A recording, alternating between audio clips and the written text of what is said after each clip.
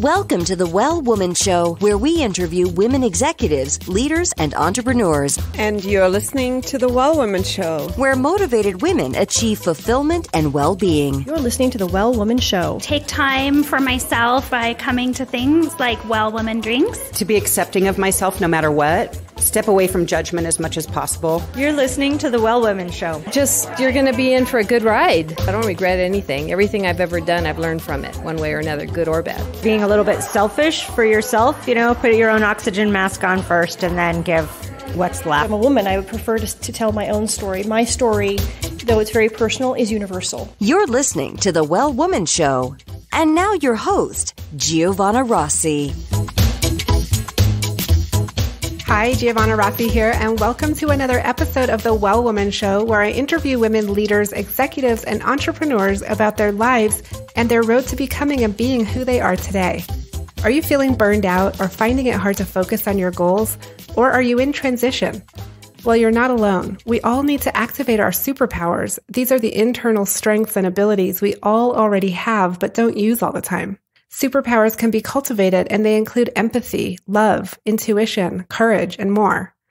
As always, this episode is brought to you by Well Woman Life, a global community of women living our best lives. Whether it's your health, relationships, your money, or making an impact in your community and the world, Well Woman Life has you covered. You've made a commitment to not settle, to use your voice, and to live your best life. Well Woman Life offers annual memberships, workshops, and retreats to support you. Check out wellwomanlife.com/Facebook to join our growing community. Now back to the show. I'm speaking with Erica Mandy this morning. Welcome to the show. Hello. Thank you so much for having me. Oh my gosh, I'm so excited to talk to you. We were just doing our little pre-interview talk, and it's very exciting what you're doing. So I want to tell everybody a little bit about Erica, so you know what we're doing here. Erica's an award-winning broadcast journalist and former TV news reporter, and she's the founder and host of theNewsWorthy. She combines more than a decade of journalism experience with her own voice and style to provide fast, fair, and fun daily news updates in less than 10 minutes, Monday through Friday. And where can they find you? It's thenewsworthy.com. That's it. Okay. And you can also just search The Newsworthy wherever you listen to podcasts. Yeah. Okay. So she's got a podcast. I've actually listened to it. It's really great because it's short and it really kind of just gets to, what do I really need to know?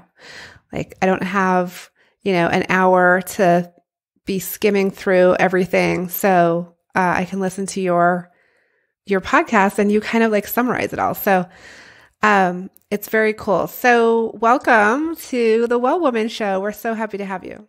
Thank you. And thank you for saying that about the Newsworthy. I'm so glad to hear you enjoy it. Yeah. So Erica, let's start with, tell me, so we've heard your bio. We know, that you're a badass. And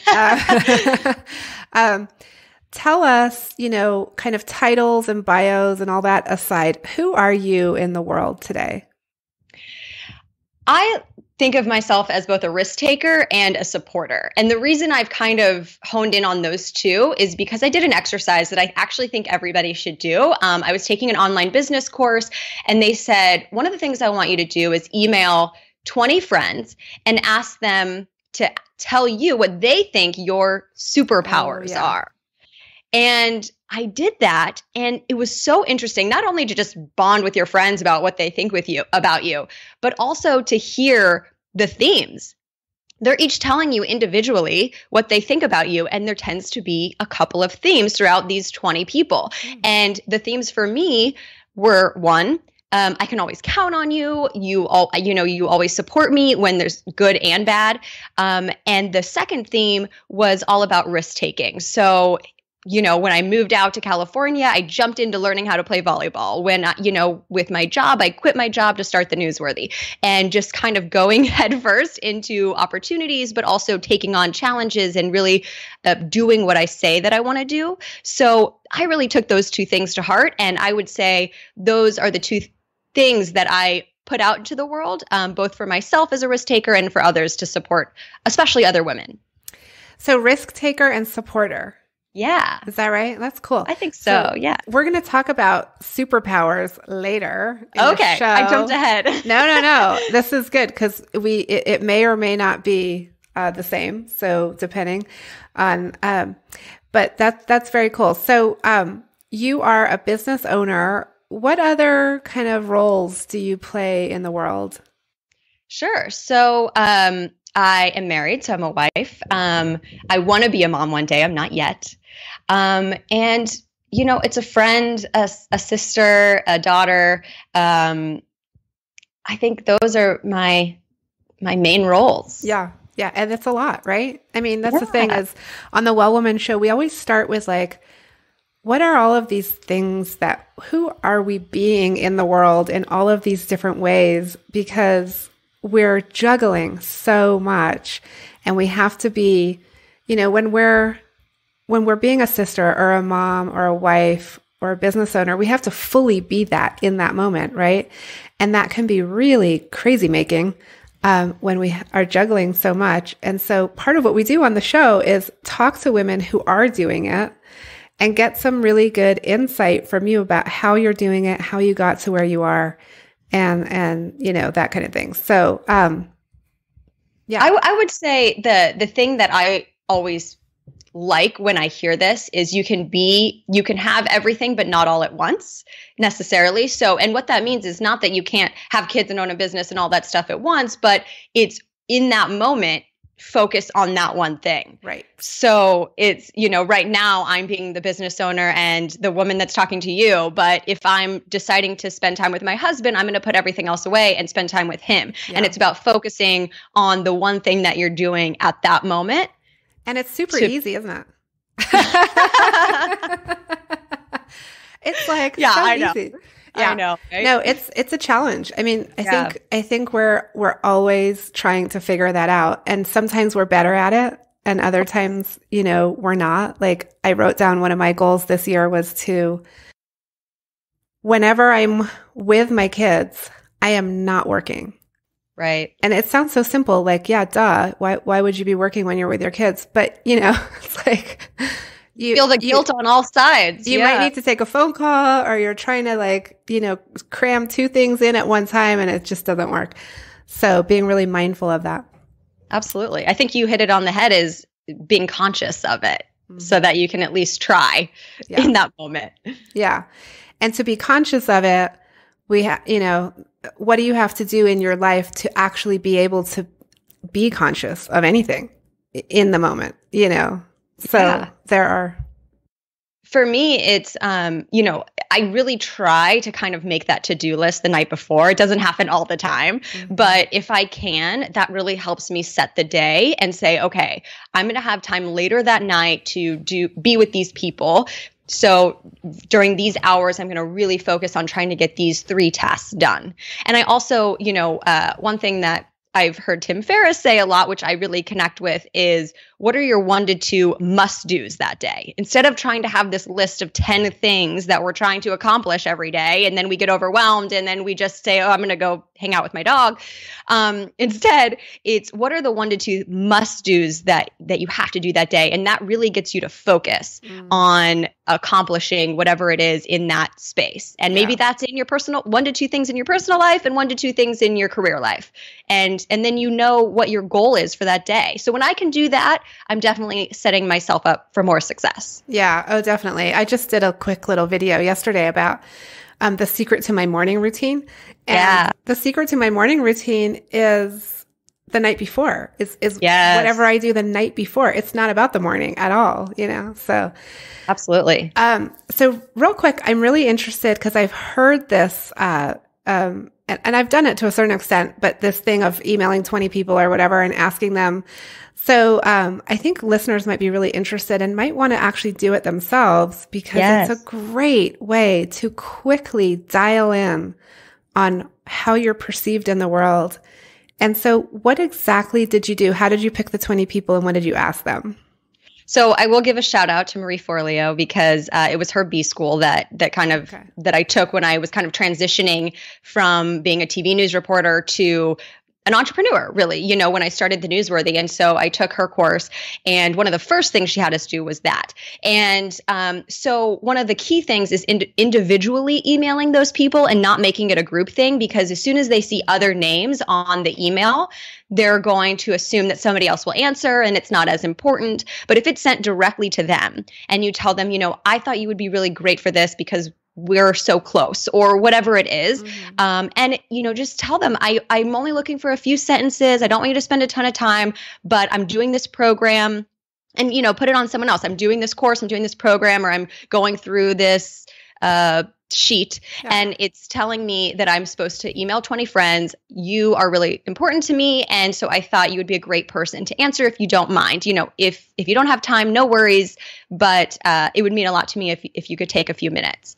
And I would say most of the 20 people I emailed responded within 24 hours with really nice things. Some people wrote whole paragraphs, and I never knew that they felt that way about what I was doing. And so it warmed my heart. I felt like connected with those people even more than I already did.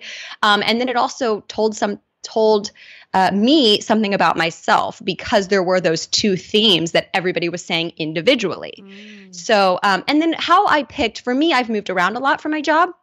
So I tried to pick a few people from each city that I've lived in, and the people that I've really stayed in contact, that I felt like knew me today and not necessarily back in the day. Yeah. So they still, we're still talking on a fairly regular basis, or when we were together within the last few years, they had an impact on my life. Okay. So not family, but like colleagues, friends, that kind of thing. Yeah. I think family can be, well, I wouldn't put that aside. I think I did email my aunt or something, right. But I mostly did friends, because I think they can take a step back more than family, in my opinion. Yeah. Interesting. Okay. So that's a great tip for people to act on right away here on the show. Erica, I want to ask you, what are you working on right now? And obviously, I think you're working on the Newsworthy, right? But I wanted to ask you, what are you working on, and how does it impact women's lives? Yeah, so I would say the Newsworthy, because I launched 4 to 5 months ago. It's kind of the thing I'm diving headfirst into. But I also am really excited about the fact that a nonprofit organization called Take the Lead chose me as one of 50 women that can change the world in media and entertainment. And it's all about gender parity and making sure that we are not just working our way up and trying to break the glass ceiling, but also creating a new system in the first place, and supporting each other along the way to make sure that we're equal as women, especially in media and entertainment, because society watches media and entertainment, and whether that's news or Hollywood, and that can impact how everybody feels about the situation. Who are they seeing as the expert on TV? Who are they seeing as the lead role in a movie? And so we want to make sure that's men and women in an equal way. And so I'm really excited about that. That's going to be kicking off really soon.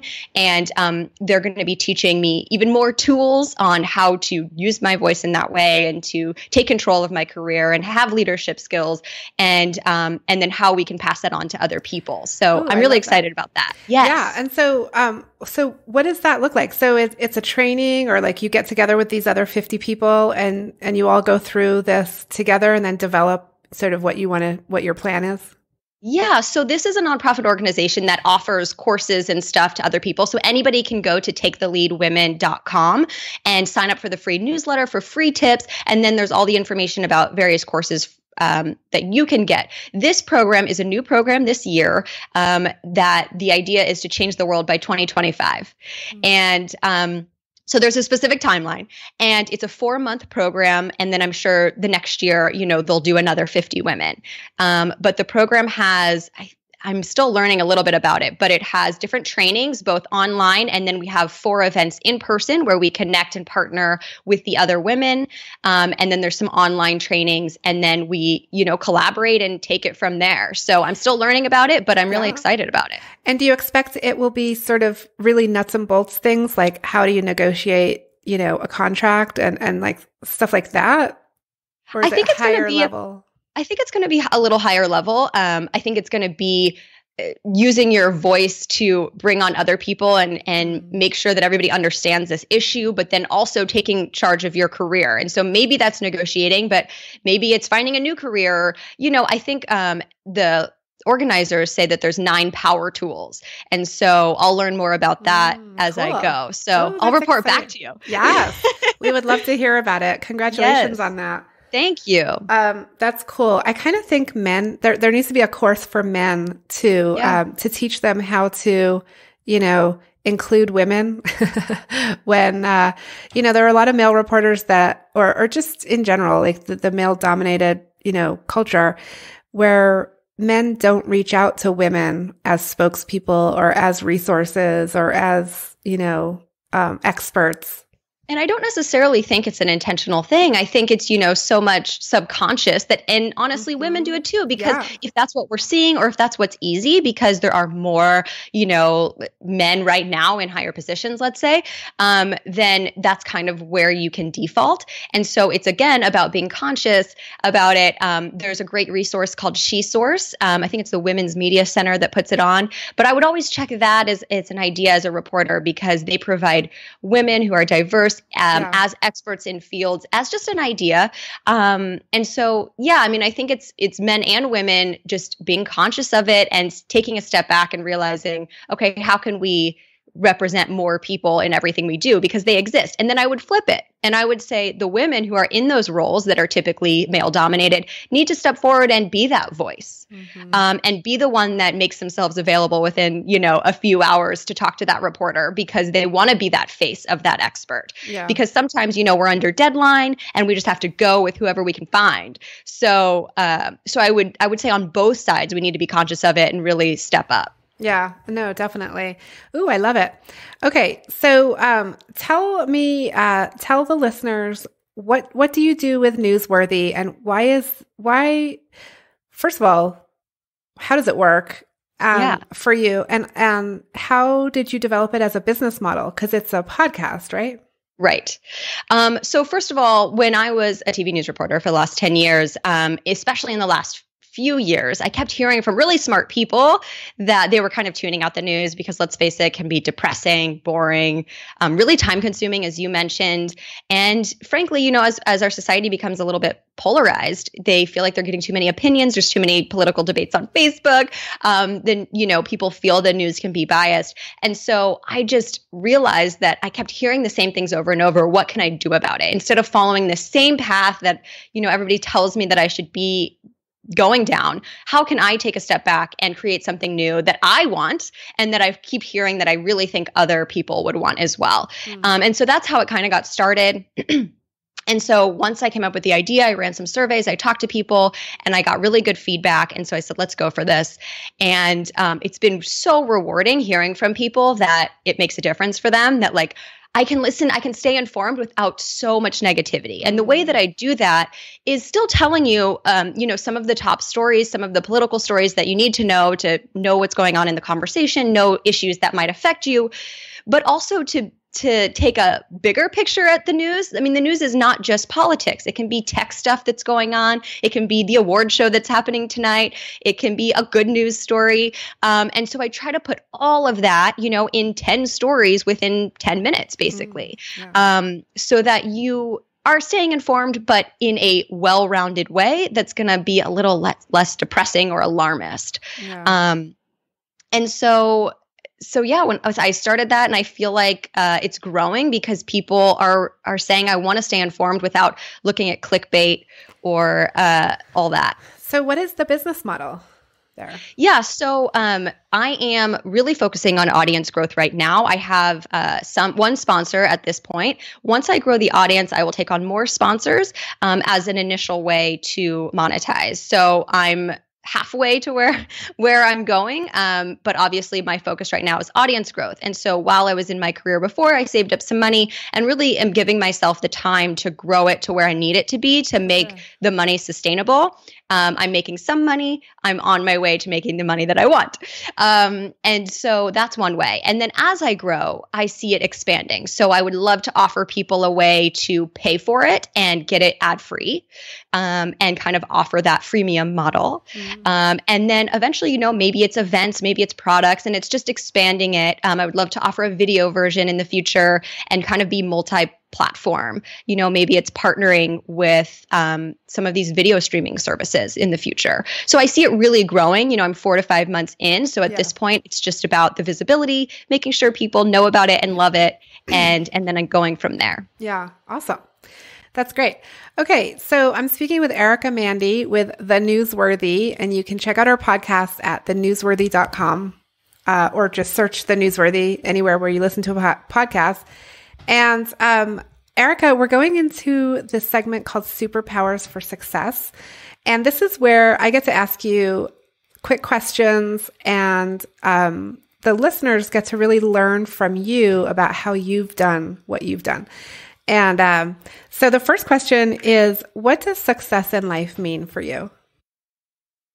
I think for me, it's about not having regrets that I didn't try.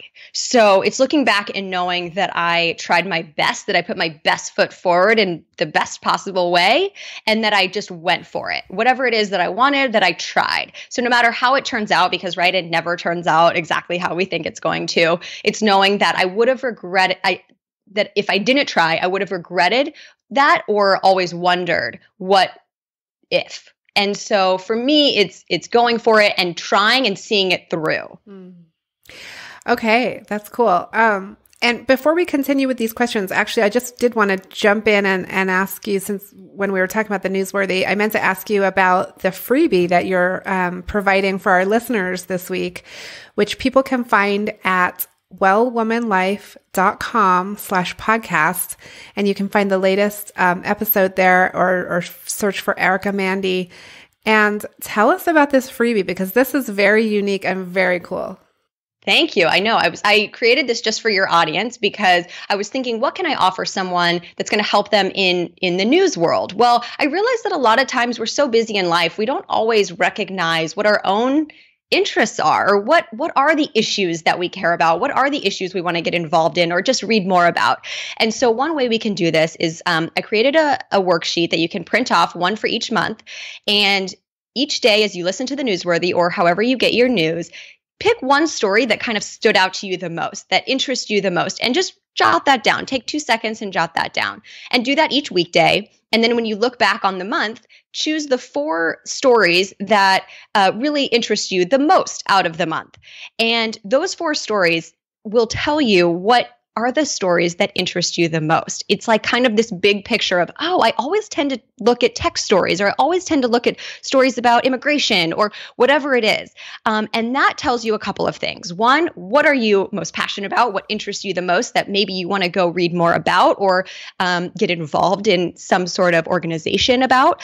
And 2, it's just great to have these stories top of mind when you're stuck in a networking situation where you need something extra to talk about, or maybe you're just, with your mom's cousin or something like that you don't know that well, and you want to have a great conversation and not just talk about the weather. So I love having some stories in my back pocket that I can bring up and have an interesting, intelligent conversation. And whether it's politics or tech or entertainment, whatever it is for you, it's knowing those stories that light you up that you want to talk about with other people. And just by taking 2 seconds each day and looking at this worksheet, you can start to identify those over time.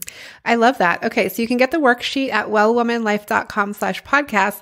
And this is great because it's both self-reflective in that, you can look back and really start understanding like, wow, I'm really drawn to these particular topics. And it's just also very useful to do. Yes. So that's great. So thank you for that, Erica. Yes. And back to our superpowers for success. So the next question I want to ask you is, when did you know you were really good at what you do? When did that happen? I tend to think there's moments along the way that lead up to eventually feeling good at something. And so, I would start the process back in high school. I remember very clearly my AP English teacher reading my paper to the class and just raving about it. And I said, wow, maybe this writing thing is something that I want to get involved in. And then it's even, I grew up dancing. And it was after the dance recital, all the parents coming up and say, wow, Erica, you really, you stood out in that. And so for me, when I got to school, I was able to look back on those moments and say, okay, performing in front of people, being with people, being part of a team, and then also writing are two of my passions that I'm good at because of those moments along the way. So then I was able to choose journalism and, oh, wow, and I can make a difference through journalism and really impact people's lives. And so that led to journalism, which then, leads to the next step, which is getting that first job, et cetera. And so I don't think it's this one big thing, but just the moments along the way that lead you and guide you. And then, of course, after the 10 years of being in that career, I was able to stop and say, okay, I've come this far. I started in a small town in Missouri as a part-time reporter, and now I'm in the second largest news market in the country in Los Angeles. And I did that in, 7 years. And so it's like, wow, okay, maybe I can do this. Okay. And that gives me the confidence to say, maybe I can start my own thing. And maybe I'm uniquely positioned to start theNewsWorthy. And so having that realization was what gave me the confidence to quit my job and start something brand new. So I find that so interesting because so much of, realizing that we're good at something is external validation from like the teacher or the parents at the dance or, all of this like external validation. But actually, when you made the decision to really quit your job and start Newsworthy, there was an internal knowing, like an internal wisdom that you had to be able to do that. I would say that's why it starts in the early stages, right? We learn how it feels when we're good at something and, oh, they said that I'm good. Okay. And so that helped guide me to know what that feels like. And then by the time I reached Los Angeles and I was older, it's that internal reflection and saying, okay, I did this. I, worked my way up. I am getting, I can feel confident when I go on air and I talk about a story and I write a story and I feel good about that story. And so absolutely, I think that happens over time.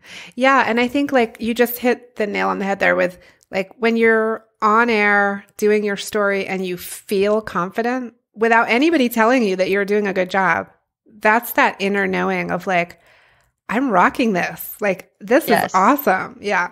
And sometimes it means working through the fear a little bit because when I put that first show out for theNewsWorthy, you better believe I was scared. Like, what are people going to think about this?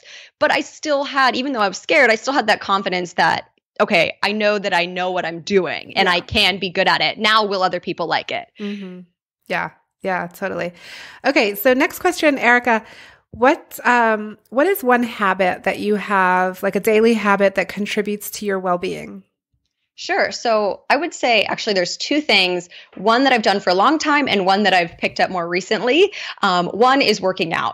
If I go more than 2 days without exercising, I feel it emotionally. Like I'm not my best self and I'm not my most positive self if I'm not, taking at least one workout class or going for a walk or a run or whatever it is. And then the one that I picked up more recently, especially when I started my own business, because it's even more anxiety filled because it's yours, is meditating. So for me, it's just 5 to 10 minutes a day, but that makes a huge difference for me if I, again, for the positivity, the productivity, and just feeling good. And so meditating and working out are the two things that I really try to do every day, or at least, a few times a week. Yeah, for sure. No, definitely exercise is it's a mental health issue. Absolutely. Like you've got to exercise to be healthy mentally. And the meditation too, I also meditate and I think a lot of listeners meditate, but there are women out there who have tried it and have struggled or they just, it's hard to keep doing it every day. So the 5 to 10 minutes is really doable. And, what would you suggest when you just feel like, what's happening here? Like I hear a lot of women say, all right, well, I sat there for 10 minutes and, I either fell asleep or like nothing really happened.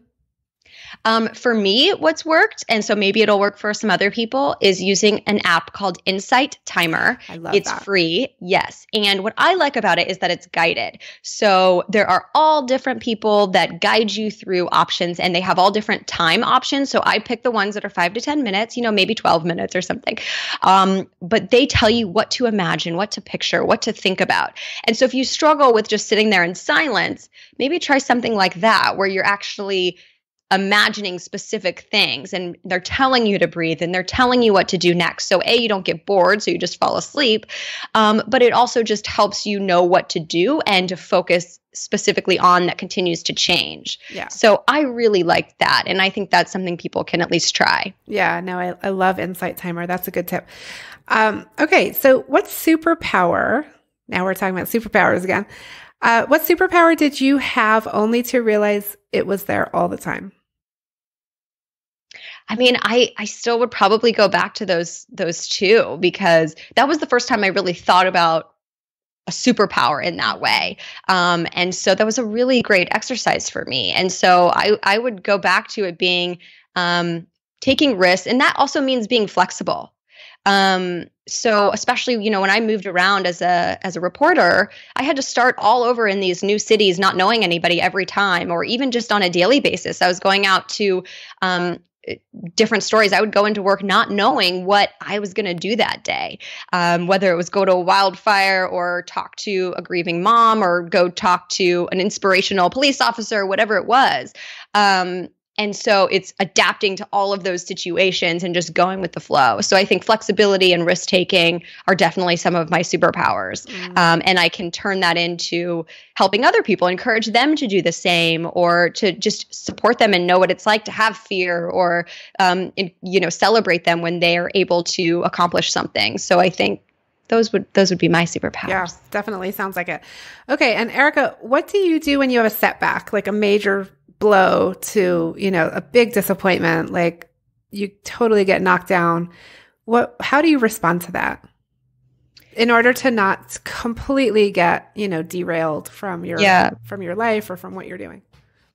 I think it's important to recognize how we're feeling about it, and looking back on it, could I have done something different that I can learn from? And if not, then trying to understand that you did your best, right? So I talked about success for me is knowing that I absolutely tried my best, that I put my best foot forward, no matter the outcome, and that I went for it. And so as long as I know that I won't have regrets because I tried, and I knew that if I didn't try, then, who knows, then even if it's disappointing and I'm sad about it for a moment and I can recognize that sadness, it's at least I tried and I did my best. And if I didn't do my best, I'm going to learn from it for next time. And it's reminding yourself that every successful person has failures and setbacks that they can point to. And so that shouldn't stop us. Yeah. And Erica, what advice would you give yourself 10 or 15 years ago? I think it would be to, hold on to the good stress and let the bad stress and anxiety go, and try to have fun along the way. Because, especially when I first started out in my career, I was so focused and so worried about being good and taking it to the next level that I didn't let myself really have a life outside of that. And I had all this unnecessary worry about how it was going, when in reality, that didn't make a difference of what I was doing. It's, it's having that good stress of, okay, I need to be my best, but it's letting go of the extra anxiety that doesn't help you. And it's funny because in my first job, I learned 6 months into it that my boss was telling people not to tell. How horrible is this? They were telling me they were telling them not to tell me that they thought I was doing a good job because I wasn't under contract yet and they didn't want me to leave. And so it was like this moment after hearing that and realizing it, that here I was so worried about how I was doing because nobody was really telling me that I was doing a good job. But I didn't need to. I didn't need to worry so much. I could believe in myself that I'm doing my best again, and that's all I can do. And that actually became a little bit of a mantra for me as I worked my way up. If I would get that extra anxiety, is like, you're doing your best and that's all you can do. Yeah. But I would say to start that idea earlier and to kind of let yourself have fun, even as you're trying in your career. I know. It's so funny, isn't it? This advice that we would have given our younger selves, because it's like, we wouldn't have listened, probably. I know. You have to experience it. That's the thing. Yeah. But I would say there's moments that I have to remind myself of that stuff now, let's be honest. Yeah, totally. Okay, a couple more quick questions. Do you identify as a feminist? Sure, absolutely. Yeah. I think anybody who wants, equal pay and equal everything in society is a feminist. I don't think it means that you have to be taking certain actions or not. Great for people that do, and great for people that don't feel that they want to. But I think as long as you feel like everyone should be equal, then you're a feminist. Yeah. Yeah, totally. The word is so loaded that people interpret it differently. So sometimes when I dig into what people really believe, they truly are a feminist. They just don't identify with that word, which is so interesting to me. But I think now in the last year, with the whole women's movement kind of rising up again, I think more and more people are identifying with that word again, Yeah, I think so. And I think it depends on your experience. What are other people saying about that word? And, what's your environment surrounding that word? Yeah. But again, I think it just comes down to, if you look at the definition, it's usually just that you believe that that women should be equal in all aspects of society. So, yeah. Okay, last question on a lighter note. Yes. What are you reading right now? What's on your nightstand? So I am like a few pages from being done with a book that my friend gave me, which I'm sure people have heard of. It's You're a Badass at Making Money. Hopefully I can say that word. Sorry. By Jensen Sarrow. And because I've been so into the business stuff because I did journalism for so long, and then I started the business aspect of it. So I've been reading all business books and listening to like a lot of business podcasts and stuff like that. So that one's a really good one. Just again, it's that belief system and how that impacts what you do and what you can accomplish. It starts by believing that you can, and that goes from making money to just accomplishing and having big dreams. Did you read the first one, You Are a Badass? I didn't. My friend gave me this one. So yeah, I wonder how it's different. I've read the first one. And I think I'm going to pick up the money one as well. It'd be interesting to see what she does, differently there. Yeah, it's more about your belief system specifically on money and making money. Yeah. Cool. Okay. Well, Erica, it's been so fun having you on the show. I'm so pleased to have you. Thank you so much. Thank you so much. This was a blast. Yay.